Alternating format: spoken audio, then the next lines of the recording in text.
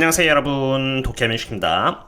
여기 보시면 이렇게 라이징 웨지 패턴이 잡히면서 S&P 500은 그 이후로 계속 이렇게 횡보하고 있는 상태인데요. 지금 S&P 500과 나스닥은 오늘 있을 FOMC 회의를 앞두고 어떻게 될지 지켜보는 것 같습니다. 선행분석 차원에서 빅스의 흐름을 보면은 FOMC 회의 발표와 함께 어떤 주가의 리액션이 있을지 대략적으로 볼 수 있는데요.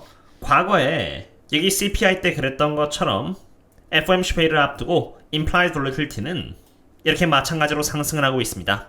이것은 세력들의 FOMC 회의를 앞두고 안 좋은 결과가 나올 것을 대비해서 해칭을 한 것인데요.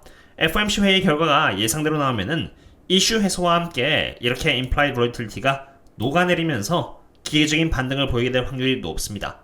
CPI도 마찬가지로 CPI를 발표를 앞두고 Implied Volatility가 굉장히 높은 폭으로 상승을 하면서 CPI가 발표가 되자 CPI 결과가 좋든 나쁘든 이슈 해소와 함께 녹아내리면서 S&P 500이 반등을 했다는 것을 기억하셔야만 합니다. 물론 PPI가 또 나오면서 주가는 결국 하방락을 받았지만요.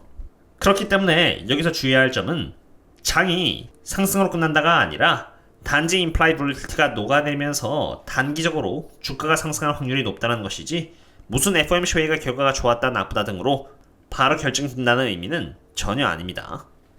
우선 저는 개인적으로 닷 플롯이 상향 조정이 될 가능성이 높다고 보고 있는데요. 제가 그렇게 추론하고 있는 이유는 이렇게 제가 매일 숙제를 해드리고 있는 원유 펀더멘털에서와 같이 유가와 가솔린이 이렇게 오르면서 CPI에 대한 전망이 떨어지지 않고 이렇게 상승을 하고 있기 때문입니다. 우선 가장 먼저 다음 달 발표가 될 3월달 기준에 CPI 예상치를 보시면요, 3.37%로 3.4%가 될 것으로 지금 예측이 되고 있고요. 그 다다음 달인 4월달 CPI의 경우는 3.19%로 3.2%가 될 것으로 예측이 되고 있고, 5월달의 경우는 마찬가지로 3.21%로 3.2%가 될 것으로 예상이 되고 있는데, 그 흐름을 보시면 모두 이렇게 CPI 전망이 상향 조정이 되고 있다는 것입니다. 요약하자면은 이렇게 Implied Volatility가 상승을 하고 있기 때문에 결과가 발표되는 순간 시장의 첫 리액션은 이게 녹아내리면서 상승을 할 것이라고 봅니다만, 닷 플러스 경우는 저는 보수적으로 보고 있다고 말씀을 드립니다. 그 다음으로 주목해야 하는 주식은 바로 삼성전자입니다. 삼성전자는 지금 무려 5% 오르고 있는 상태인데요. 네이버인 네이버 프리미엄 컨텐츠와 유튜브 멤버십인 텔레그램에서 저희 멤버십 분들께는 별개로 저평가인 우량주를 상으로만 공유를 드리고 있고요. 2월 26일 날 선행 분석드렸던 종목이 바로 삼성전자로 저평가를 받고 있지만 머지않아 날아갈 반도체 기업이라고 분석을 따로 드렸습니다. 제가 한 달 전에 이렇게 미리 선행 분석을 드렸고요. 저희 멤버십 분들께서는 이미 선행적으로 포지션을 미리 잡아 놓으셨을 것이고 오르고 있기 때문에 제가 유튜브에도 공유드리고자 합니다.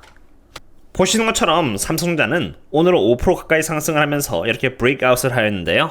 저도 주가가 언제 올라갈지는 몰랐지만 상방 압력이 장기적으로 높다고 바라봤던 가장 큰 이유는 AI에 있어서 필수 불가결한 반도체를 만드는 회사임에도 불구하고 어떤 이유가 붙든 간에 저평가를 받고 있었기 때문입니다.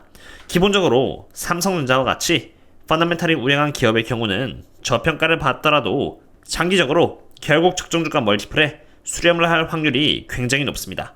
왜냐하면 그 펀더멘탈은 매우 강한 비즈니스 모델에 의해 형성이 된 것이고 단기적으로 실적 등이 흔들릴 수는 있지만 비즈니스 모델이라는 근간은 갑자기 변하지 않기 때문입니다.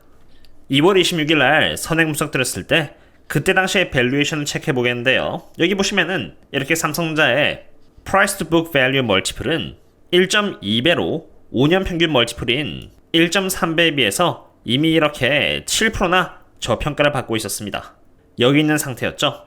엔비디아의 AI 이슈와 함께 대부분의 반도체 기업들이 날아가면서 모두 고평가를 받으면 받았지 저평가는 물론이거니와 적정주가를 받는 기업은 없다고 해도 과언이 아닙니다. 그런데 삼성전자라는 기업이 그냥 단순한 반도체 기업이 아니라 D램에 있어서 가장 많은 시장 점유율을 점하고 있고요. HBM에서도 적지 않은 시장 점유율을 갖고 있는 기업입니다. 하이닉스보다 못할지언정 아무리 못해도 마이크론보다는 훨씬 나은 시장 점유율을 갖고 있는 것입니다. 물론 삼성전자가 반도체만을 하고 있지 않고 가전이나 핸드폰 등 다양한 사업을 하고 있다고는 하지만 그러한 이유가 삼성전자로 하여금 저평가를 받을 이유로는 전혀 충분하지 않다고 판단이 됩니다. 여기 이렇게 HBM의 현황을 보시면요. SK 하이닉스가 24년 기준으로 47에서 49%, 삼성전자가 47-49%이고 마이크론이 고작 3에서 5% 정도의 시장 점유율을 갖고 있습니다. 그렇기 때문에 AI 관련 제품이라고 할 수 있는 HBM에 있어서 삼성전자가 전혀 뒤처지지가 않는 것입니다. 그리고 이렇게 제가 저희 멤버십 분들께 공유드리는 데이터를 보시면은 삼성전자는 엔비디아의 서플라이어로서 거래를 해왔는데 보시면 이렇게 SK하이닉스가 3위이고요. 삼성전자는 9위로 그 순위가 크게 차이가 나지 않습니다. 그렇기 때문에 엔비디아와 삼성전자가 추가로 더 협업을 해도 전혀 이상하지 않은 상태였는데 오늘 나온 기사에 의하면은 엔비디아의 CEO 젠슨 황은 기자들에게 삼성전자의 칩을 사고자 한다는 말과 함께 삼성전자의 주가가 5% 가까이 오르기 시작한 것입니다. 이것은 당연한 흐름입니다. 엔비디아는 HBM의 칩을 하이닉스로부터 공급받는데 삼성전자로부터 HBM을 또 공급받으면은 두 개의 기업 간에 가격 경쟁을 시킬 수 있고 그럼 더 저렴한 가격대로 HBM을 공급받을 수 있는 것이니 엔비디아 입장에서는 전혀 나쁠 게 없는 것입니다. 다시 2월 26일 제가 저희 멤버십 분들께 선행 분석드렸던 자료로 돌아와 보면요.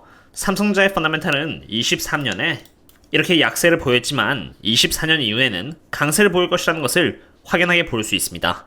특히나 어닝 per share의 성장률은 24년에는 85.63%, 25년에는 43.02%, 그리고 26년에는 10.75%로 높은 성장률이 기대가 되고 있고요. 매출액 또한 마이너스 14%로 23년엔 좀 부진했지만 24년에는 16.70%, 그리고 25년에는 10.85%로 회복할 것이라는 것을 볼 수 있고요. 영업이익은 무려 424%의 성장률, 그리고 그 다음 해인 25년에는 46.20%, 그리고 26년에는 21.31%로 빠르게 회복할 것이라는 것을 볼 수 있습니다. 이렇게 눈에 띄게 회복세가 보이지만 투자자 입장에선 중요한 것은 결국 주가의 흐름입니다. 항상 그렇지만 투자자들은 주가가 오르면은 이러한 전망도 너무 당연해 보이고 좋아 보이지만 주가가 하락할 때는 이러한 펀더멘털적인 요소는 전혀 눈에 들어오지 않고요. 계속 오르기만 하는 엔비디아라던가 SK하이닉스 이런 종목들만 쫓아가게 됩니다. 물론 그런 종목들이 나쁜 건 전혀 아닙니다. 전 개인적으로 SK하이닉스를 너무 좋아하는데 저희 멤버십 분들 상으로는 이미 너무 과하게 오른 나머지 이렇게 고평가를 받고 있는 종목을 대상으로는 추천드릴 수가 없습니다. 하이닉스는 이미 HBM으로 인해서 선반영을 많이 받은 탓에 5년 평균 멀티플 Price Book Value인 1.3배 대비해서 벌써 이렇게 2.0배를 받고 있습니다. 다들 좋아하는 종목인지라 제가 유튜브에서 이 종목에 대해서 좋다고 평가를 한다면은 많은 분들이 동의를 할 것이지만 실제로 이 가격대에 투자를 한다면은 언제 물려도 이상할 게 없는 것입니다.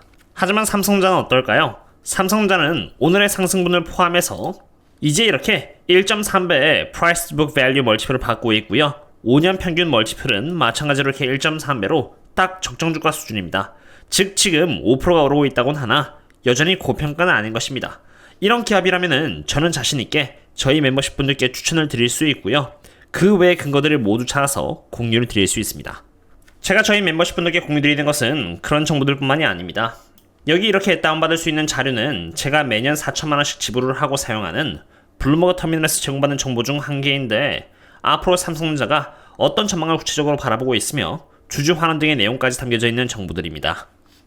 그렇기 때문에 유튜브에서의 분석뿐만이 아니라 어떤 기업이 저평가인지 또한 알아보고 싶으시다면 참고해주시면 좋을 것 같고요.